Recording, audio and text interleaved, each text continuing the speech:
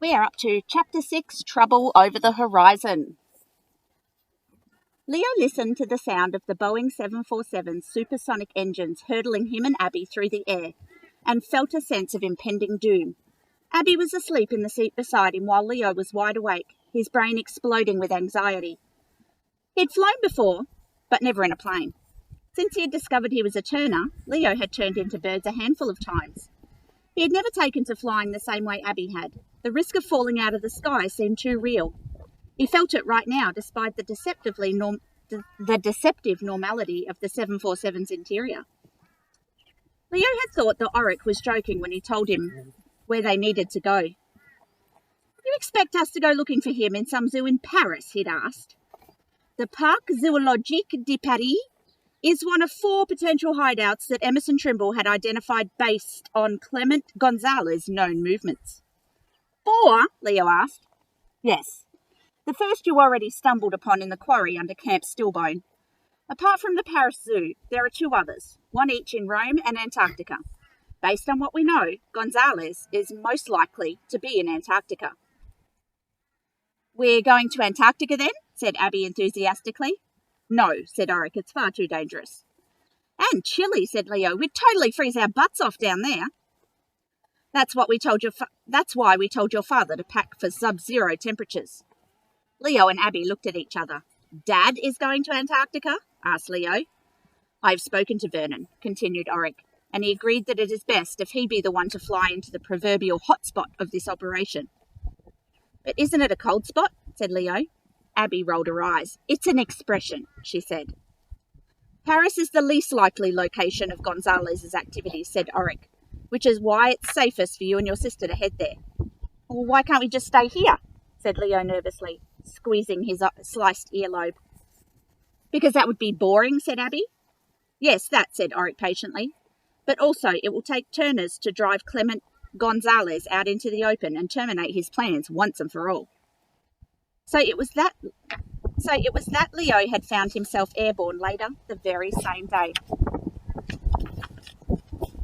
He and Abby had been briefly reunited with their dad, who'd been waiting at Wharfport Pier for them to return from Yakspike Island and making his own preparations for his journey south. Vernon hadn't been happy about splitting up, but the situation was grave. Auric had assured them that the Paris lead was the most likely the false one and therefore the safest. Before they went their separate ways, Vernon had left Abby with strict instructions to keep Leo safe. Story of my life, Abby had said, but who's going to check out Rome? The obvious choice was Gary Leaper, Vernon's old Turner ally, who had a penchant for turning into gharials, the long-snouted cousin of the crocodile. But Leaper was nursing his ancient Turner mother, Bernice, who had been seriously injured in the battle at Gonzalez's laboratory beneath Camp Stillbone. She was centuries old, and her recovery would be slow. I know just the person, said Leo. He put his hand out for his dad's phone and dialed. Vernon and Abby watched him expectantly. Ernie, he said. Leo, how do you feel about flying alone to Rome to hunt down the megalomaniac scientist guy who was creating those genetically modified turners under Camp Stillbone? He paused for a moment listening. Today, said Leo. He hung up the phone and handed it back to Vernon. He's in. Ernie Seaborn and Leo had had little to do with each other until fate had forced them together at Camp Stillbone. Having seen just how cunning a turner the little guy was, Leo trusted him implicitly. Now they were on separate jets hurtling towards 3 separate destinations, all with a single goal, to find Clement Gonzalez and shut down Plan 275, permanently. Before they had left Yakspike Island, Auric and Echo had equipped Leo and Abby with an awesome and very probably illegal collection of gadgets to help them defend themselves from Gonzalez and his inevitable accomplices should the situation arise. Hello, darling. The knowledge that his suitcase was full of these bizarre weapons added to Leo's unease, even though they looked like everyday items, and were, he hated to admit, the coolest stuff he had ever had in his possession.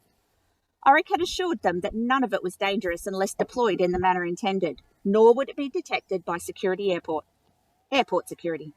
And yet, Leo could not help but sense a certain giddy excitement from Auric and Echo as they handed over the gadgets.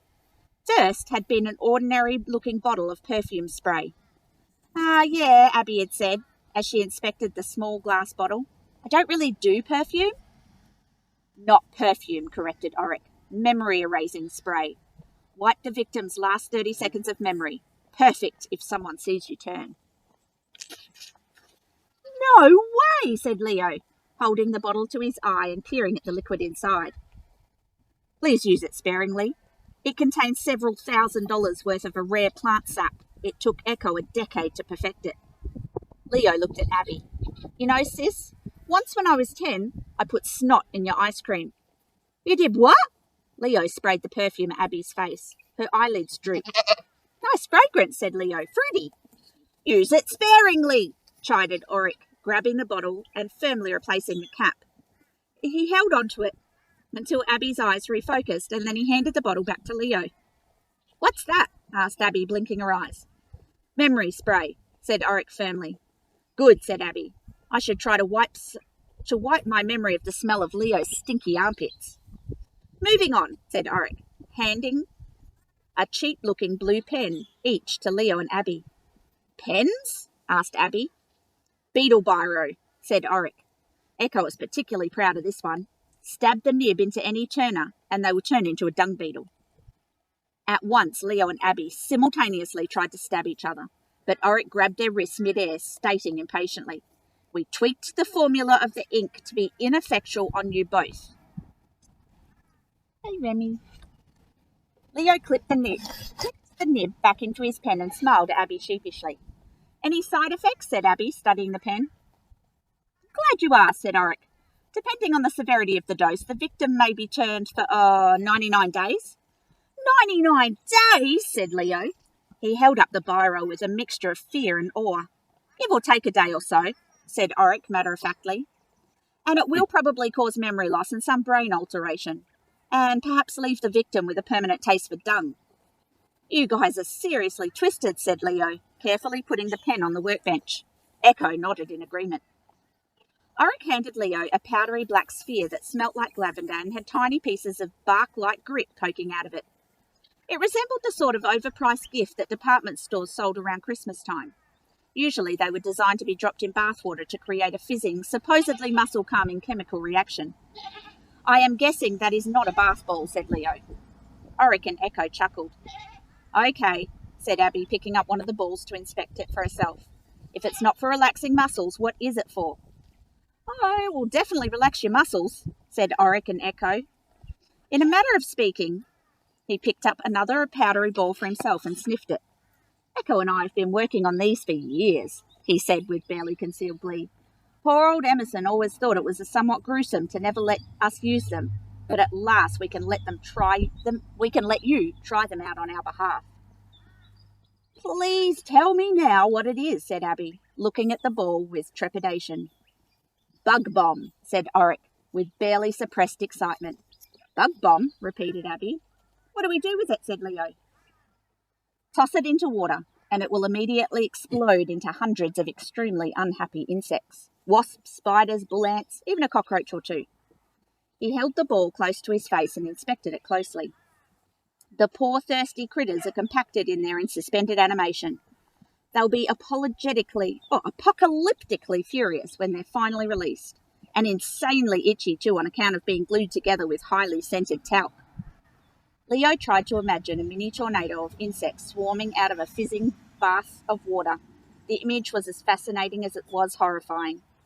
And finally, said Oric, picking up 2 tiny bundles of cloth, something guaranteed to impress. I'm pretty impressed already, said Abby. Me too, said Leo. You guys exceed expectations. Too kind, said Oric, flicking his wrist so that the cloth bundles unrolled to reveal a pair of doll-sized elastic jumpsuits. The tiny outfits were black with 2 stripes running down each side. They looked like they'd been fashioned from a pair of socks. They look kind of small, said Abby. Oric merely smiled and began to stretch one of the jumpsuits between his 8 hands. To Leo's amazement, the fabric expanded until it was exactly the shape and size of Oric's body. He held it up against himself. Not a bad fit, wouldn't you say? He gave the jumpsuit a twang and it sprang back down to its original dimensions. It's made from a patented form of smart fabric textile we call turnstile. We worked on it with Emerson for 2 decades, perfecting and refining it until we produced a garment able to expand and contract to the exact dimensions of any animal. These are the last 2 left of a small collection of prototypes, including the one Emerson was wearing when he last left here. It's comfortable, breathable, and dare I say, rather fashionable. Abby snatched hers from Oric. "Oh, my fanoodling gosh," she explained, holding against her body reverently. "How come old Trimble never gave us these sooner?" "Because," said Oric, taking the jumpsuit back from Abby and smoothing out the folds delicately, "they are very expensive." Back on the 747, Leo peered out the window, stretched his legs, and felt the turnstile jumpsuit he was wearing under his clothes stretch with him. Despite the way it hugged his skin, it felt feather-light. No matter what lay ahead, at least he knew he would not end up naked after any near future turn. This was a relief, because at that moment, at 30,000 feet over the ocean, surrounded by 400 Paris-bound passengers, Leo realised that he was about to turn. "Hello, darling." His hand instinctively shot to his pocket, searching for the packet of black jelly bean-like pills that Emerson had created for him. Pills that could delay a turn for precious minutes. Then he remembered. The pills were long gone. He had carried them for many months, but his last batch had been destroyed on the way to school camp. He reached over to shake Abby awake, but her eyes were already wide open and she was desperately unbuckling her seatbelt. "Abby!" Leo whispered urgently. "I'm going to turn!" Abby's face was white. "Me too," she said. So we're moving on to chapter 7, which is called Despair in the Air. I'm thinking that the magical jumpsuit might be what he's wearing there in the front cover. Okay, that is chapter 6. I will see you next time for chapter 7.